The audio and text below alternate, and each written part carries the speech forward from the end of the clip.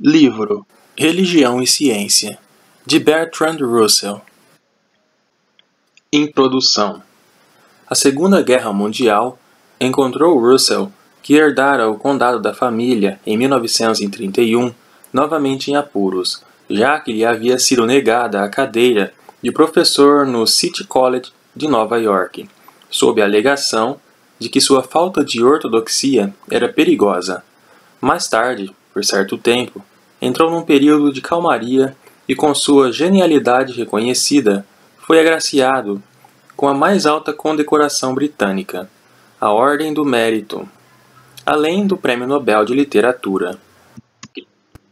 Entretanto, controverso até o fim, passou as últimas décadas de sua vida denunciando as perversidades das armas nucleares e em protestos amplamente publicados contra o envolvimento americano no Vietnã. Morreu em 1970 em Gales, em idade avançada, rodeado pelos filhos, amigos e sua quarta esposa. Bertrand Russell foi um dos maiores filósofos britânicos, dignos de estar ao lado de Locke, Hume e de seu próprio padrinho, muito secular, John Stuart Mill. Suas maiores realizações surgiram relativamente cedo, especialmente colaborando com seu colega de Cambridge, o filósofo matemático Alfred North Whitehead. Juntos, na obra-prima de 3 volumes, Principia Mathematica, de 1910 a 1913, tentaram mostrar a filosofia conhecida como logicismo, que as verdades obtidas da matemática são, em última instância, consequências dedutivas das leis da lógica. Infelizmente, tornou-se evidente que essa filosofia era impossível de ser validada, pelo menos de maneira simples e óbvia, devido a certos paradoxos que podem ser eximidos somente se expandindo o escopo das leis da lógica, muito além do plausível. Todavia, esse é um dos casos onde o fracasso possui mais valor do que o sucesso, pois o trabalho realizado por Russell, também dentro, como em torno da lógica, influenciou imensamente no pensamento filosófico daquele século. Ele e outros de seu círculo simplesmente mudaram a direção do nosso pensamento. Como já se sabe, os filósofos profissionais tendiam a menosprezar os trabalhos populares de Russell. Foram eles, entretanto, que inspiraram um enorme grupo de seguidores e arregimentaram um grande público. Rápido ao escrever, era capaz de ditar 3.000 palavras por dia, sem que uma única palavra por página precisasse ser corrigida. Conseguia contar de trás para frente e possuía a capacidade de começar um livro de 65.000 palavras exatamente 3 semanas antes da data prometida. Mesmo assim, eram verdadeiras as obras de arte em estilo, perfeitamente harmoniosas, claras e diretas, mas nunca com ares de superioridade. Foi com mérito que recebeu o Prêmio Nobel, justamente por este volume, Religião e Ciência, publicado primeiramente em 1935 e reeditado mais de 12 vezes, sendo ainda hoje tão atual quanto foi em sua primeira edição. Coloquemos o assunto em questão, revisando as possíveis relações entre ciência e religião. Seguindo o pensamento de Russell, de que a ciência é uma tentativa de entender o mundo de experiências através das leis invioláveis e a religião um fenômeno complexo, com asserções, uma crença, sobre os supostos princípios definitivos, bem como um código moral. Pode-se dizer que há 4 posições principais. A primeira é o que se observa com oposição, um estado de guerra entre ciência e religião, onde os dois sistemas se contradizem sobre a realidade.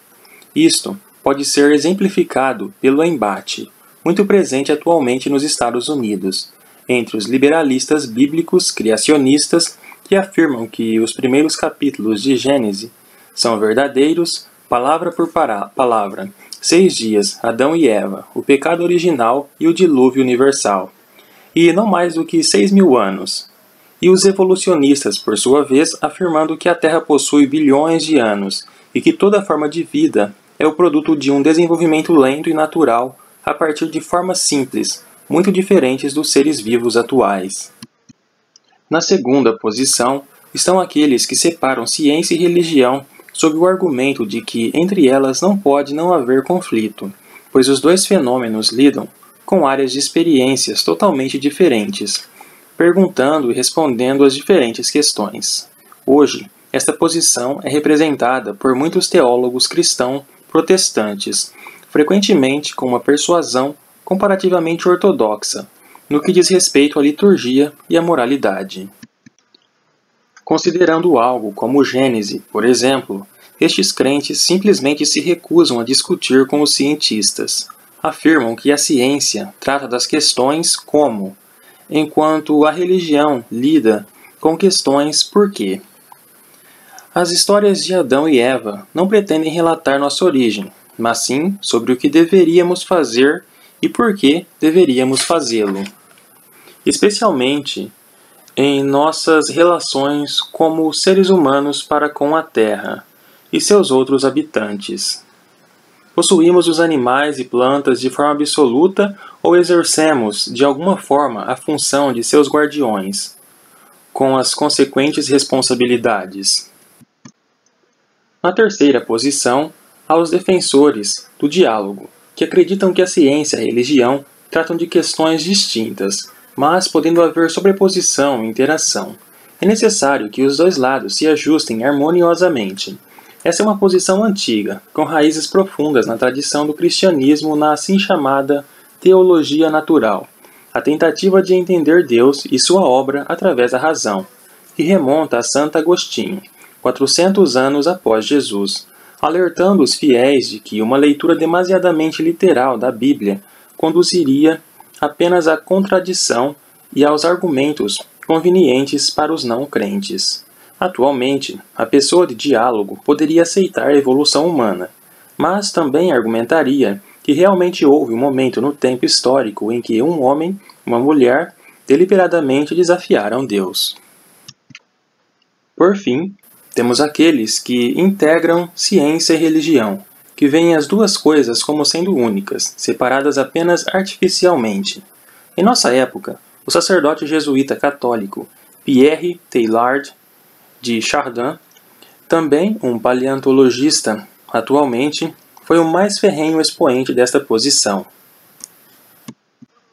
Em sua obra-prima, O Fenômeno do Homem, de 1955, defendeu que a ciência demonstrou uma evolução progressiva de formas mais simples de vida até os seres humanos, e que esta história se mescla naturalmente com a visão cristã, entrevendo o desenvolvimento futuro até mais avançado do que o ponto ômega, que Teilhard identificou de alguma forma com Jesus Cristo.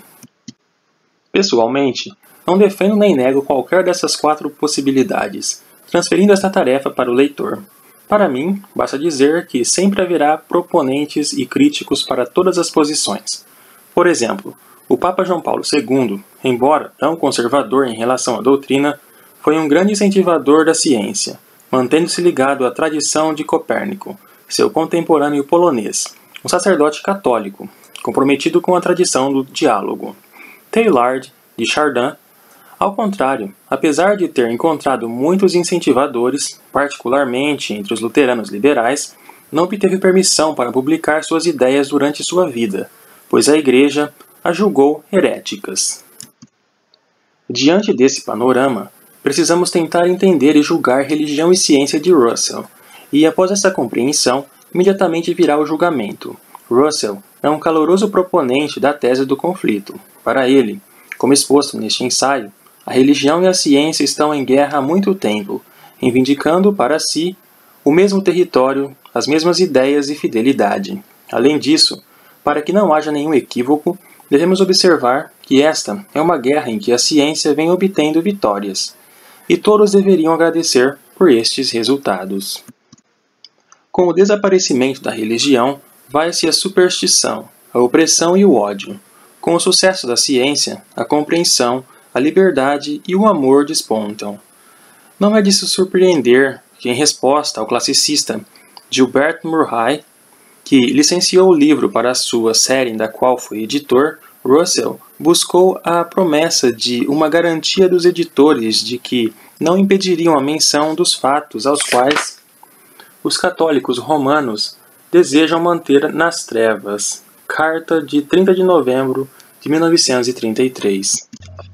De fato, apesar das primeiras impressões, minha sugestão é que a posição de Russell é mais complexa e interessante do que esta. Talvez ainda mais do que ele próprio tenha imaginado naquela época.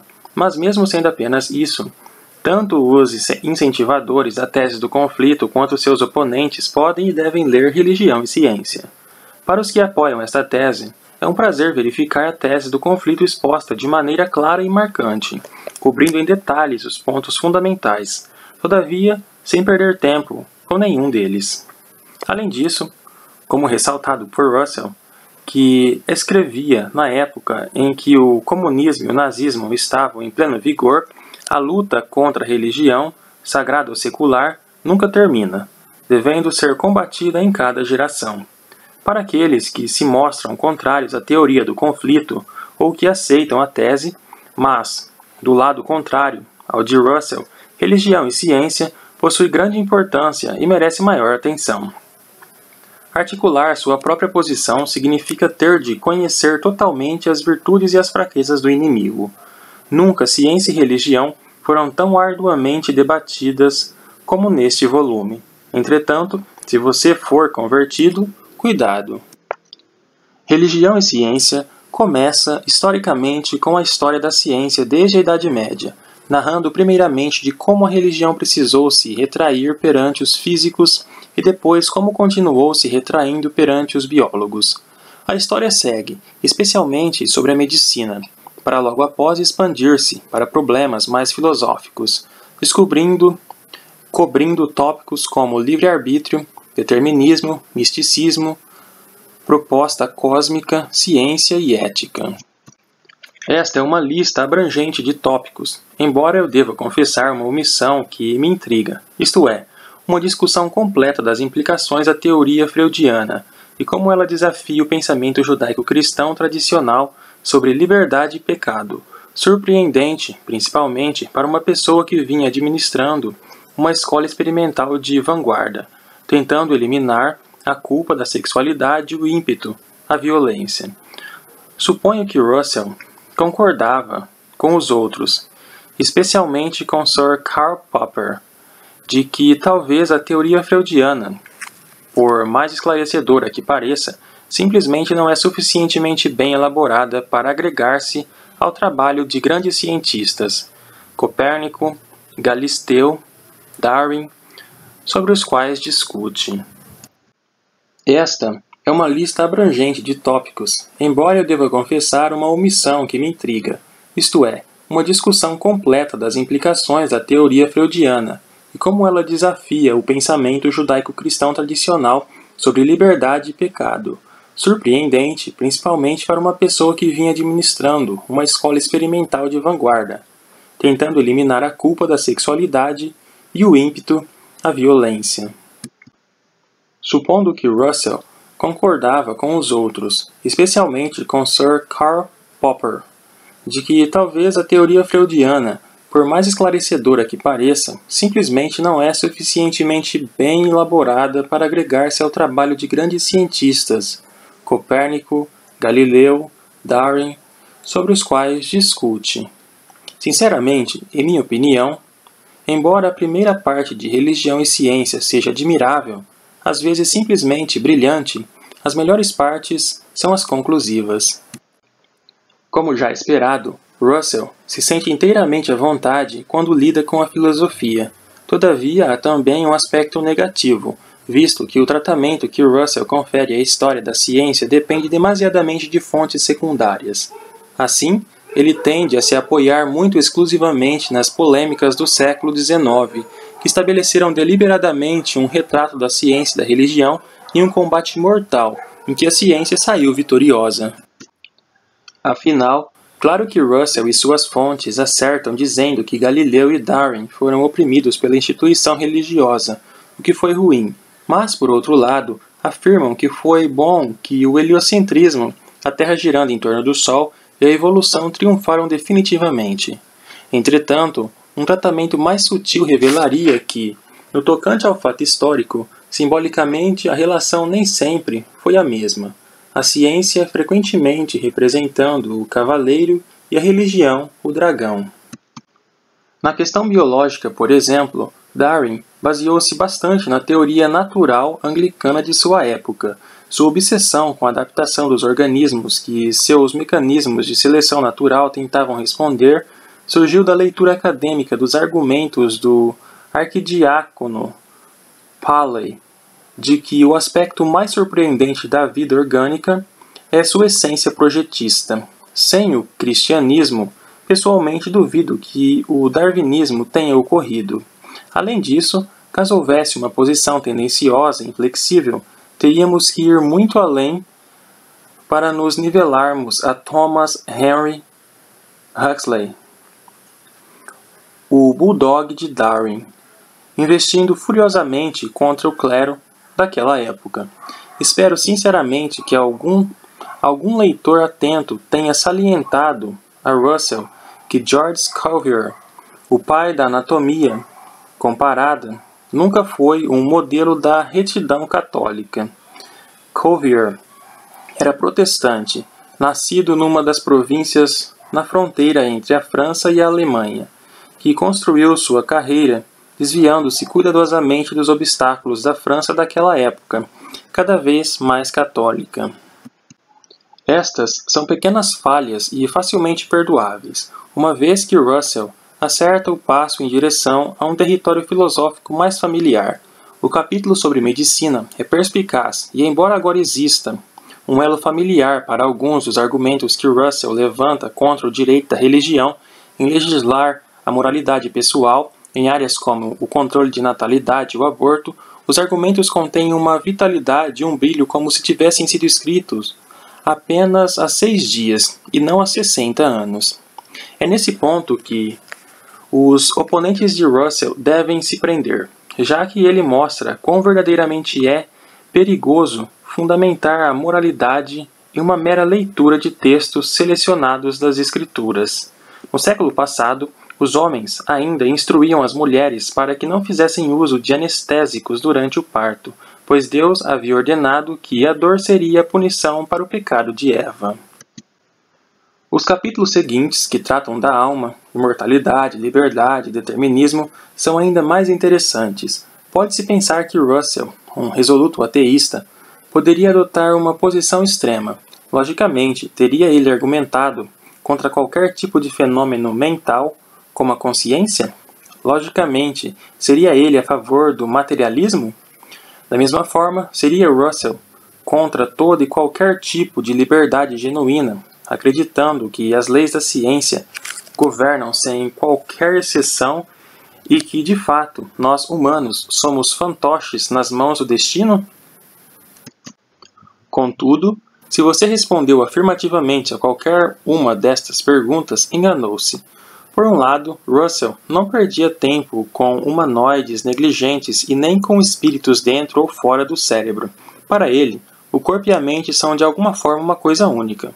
Por outro lado, Russell era tão desconfiado do rígido império da lei quanto a quaisquer noções tradicionais de livre-arbítrio. Não somos nem fantoches, nem entidades fora de controle. Quanto aos corpos, mentes e almas, penso que vários fatores estavam presentes no pensamento de Russell. Uma filosofia que tanto enxerga a mente quanto a matéria por lados diferentes da mesma natureza básica que ele chama de monismo neutro, em seu mais importante trabalho sobre o assunto, The Analysis of Mind, de 1921. A análise da mente.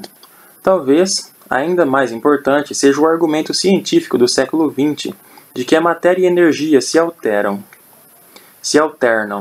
e assim nenhuma linha extrema pode ser lançada entre o material e o imaterial.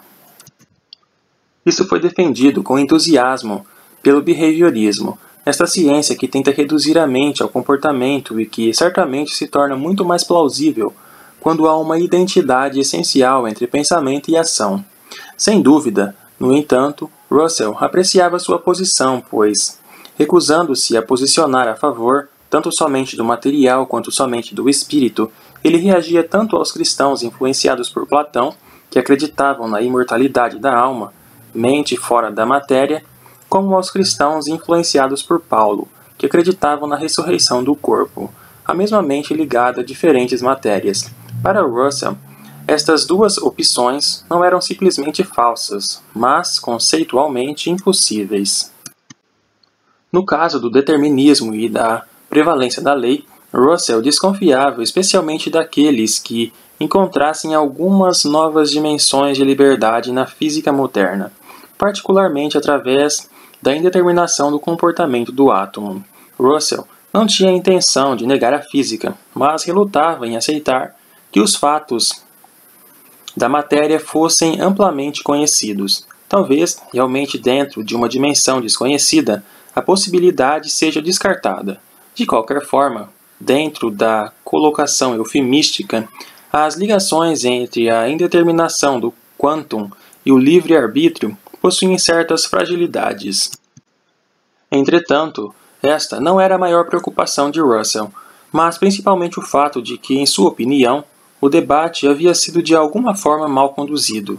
Dentro da tradição empiricista, através das sensações internas ou reflexões, introspecção, Russell não conseguia achar rastros do arbítrio, isto é, o que se presume primordial e responsável por atos livres. Como David Hume, não quis negar que algumas vezes agimos de forma controlada e às vezes, quando estamos fora ou além do controle, agimos livremente. Os atos são tão voluntários quanto os involuntários. Além disso, na ausência de qualquer experiência genuína destes casos referentes ao debate, temos falsas respostas para falsas perguntas. O capítulo sobre misticismo é interessante e bem mais abrangente do que se podia esperar. Em parte, suspeito que isto tenha ocorrido, já que o próprio Russell era dado às experiências emocionais intensas e pelo menos uma delas considerou genuinamente mística. Em última análise, entretanto, Russell rejeitava as alegações de que o misticismo conduz o indivíduo a uma dimensão de conhecimento além e acima do sentido e do pensamento comum. Particularmente, rejeitou as argumentações de que esta dimensão oferece suporte às crenças religiosas, mostrando não apenas que as experiências místicas são frequentemente influenciadas pela cultura de quem as descreve. Qual místico protestante já teve experiências com a Virgem? Mas também que as próprias alegações do misticismo, como estar fora do tempo, por exemplo, simplesmente não são analiticamente lógicas. Eu diria que o capítulo sobre a proposta cósmica, onde Russell argumenta contra qualquer significado definitivo sobre o universo e sua existência, seja provavelmente o melhor de todos. Sem dúvida, este é um capítulo de grande relevância contemporânea. Talvez, apesar de não estarmos mais tão entusiasmados quanto os vitorianos sobre as possibilidades de progresso para uma melhor condição, é claro que atualmente muitos pensam que através ou apesar do esforço humano, o mundo em geral e a sociedade humana em particular têm razão de ser e sinalizam um caminho em direção a um ponto de aperfeiçoamento. Além disso, esta é uma crença aparentemente defendida pela ciência. Como Stephen Jay Gould salientou, não se pode pegar um livro qualquer sobre evolução ou ir a um museu sem antes se assegurar de que os processos da vida culminaram na espécie humana, e muito provavelmente nos levarão a glórias ainda maiores no futuro. Voltando à discussão de Russell, simplesmente chamo a atenção para o fato de que ele frustra estas felizes expectativas. Se a mim fosse concedida a onipotência e milhões de anos para experimentá-la, eu não me orgulharia por ter concebido no homem o resultado final de todos os meus esforços. Pelas imoralidades deste século, quem ousaria combatê-lo? Finalmente, Russell se volta para a ciência e para a ética, defendendo, na verdade, foi ele quem reavivou, num artigo de 1915 sobre a ética da guerra, o que é conhecido como a teoria emotiva da ética, acreditando que, quando dizemos algo como o ato de assassinar é errado, na verdade, não queremos dizer exatamente isto. Não devemos fazer uma analogia com a situação em que afirmamos, por exemplo, a grama é verde, onde queremos dizer, tanto falso ou verdadeiro, que a grama seja objetivamente verde. O que, com certeza, não pretendemos dizer, no caso ético, é que há algum fato incorpóreo do mal a ser encontrado fora da afirmação, e que, de certo modo, assassinar corresponda ou se sobreponha a isso. Ao invés de o ato de assassinar é errado, na verdade queremos dizer, eu reprovo assassinatos. Talvez combinado a um sentido de advertência aos outros, não cometa assassinatos. Muitas pessoas, inclusive eu, acham esta teoria profundamente desconcertante, pois não representa apenas um mal, mas uma profunda imoralidade. Certamente, o ato de assassinar é condenável, e o seria de qualquer forma, mesmo se eu não me importasse com o fato. Talvez os nazistas realmente não pensassem que o assassinato dos judeus fosse verdadeiramente um mal. No entanto, foi e teria sido de qualquer forma, mesmo que o mundo terminasse nas fronteiras alemãs. Fingir o contrário seria mostrar seu vazio moral. Sem querer resolver todos os problemas, gostaria de dizer que um dos problemas da teoria emocional é a sua ignorância quanto ao fato de que, a despeito das afirmações morais, o que as pessoas entendem por afirmações morais é um tipo de verdade objetiva, assim como a da grama. Quando digo, o ato de assassinar é errado, é exatamente isso que quero dizer, mesmo que você, ou Adolf Hitler, pensem o contrário. Onde você vai chegar a partir deste ponto é um problema complexo e não me atrevo a dizer que tenho as respostas. Ainda há a questão, ao contrário, das quais as afirmações morais se referem, mas não vou comentar este assunto agora. Não estou sugerindo que não exista algo além neste sentido de interpretação, mas sim que Russell, em Religião e Ciência, não vai tão longe quanto deveria. Por mais que consideremos seus pensamentos e ações, ele não nos fornece justificativas a partir de suas fundamentações embasadas na ciência. Isso não implica que os oponentes de Russell estivessem certos e ele completamente errado no que pensou e fez. Mesmo seus críticos concordam que nenhum homem deste século mostrou força moral maior do que Bertrand Russell. Simplesmente quero dizer que seu raciocínio está incompleto. É interessante mencionar que Russell passou a apreciar esta questão, pois após o acontecimento da Segunda Guerra Mundial e sob a ameaça de outra, ele mesmo, particularmente na sua obra Sociedade Humana na Ética e na Política, dedicou um tempo considerável tentando compreender como uma absoluta abominação do mal poderia surgir de alguém que negasse as fundamentações objetivas à moralidade. Esta é a área abordada por Religião e Ciência, nem sempre necessariamente certa, mas sempre estimulante. Antes de terminar, gostaria ainda de justificar minha afirmação de que, até certo ponto, Russell foi uma figura mais complexa e interessante do que simplesmente um insensível oponente da religião, o que se poderia imaginar de uma rápida primeira leitura de Religião e Ciência. Primeiramente, chamo sua atenção para o final do livro, onde Russell basicamente concorda que o cristianismo moderno, eu o interpreto como se ele fosse entender isso as outras religiões, e a ciência encontraram meios de conviver harmoniosamente. Russell ainda alerta para as religiões seculares, que para ele eram o comunismo soviético e o nacionalsocialismo alemão. E a harmonia parece ter vindo inteiramente à custa da religião, mas ele oferece a perspectiva de passar da situação conflituosa da religião e ciência para o diálogo de ambas, na melhor das hipóteses.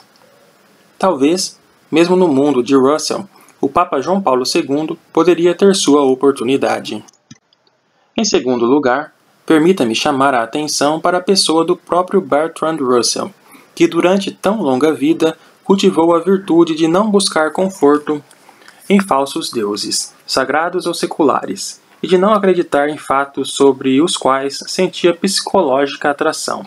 Russell encontrou uma filosofia de vida digna, não apenas dos estoicos, mas também do mais amado de todos os filósofos, aquele por quem Russell expressou uma afeição especial, o racionalista holandês Baruch Spinoza, por se recusar a se curvar diante da fatalidade do destino, atribuir significados às relações humanas por encontrar as acessíveis verdades da natureza e se preocupar intensamente com seus companheiros da raça humana.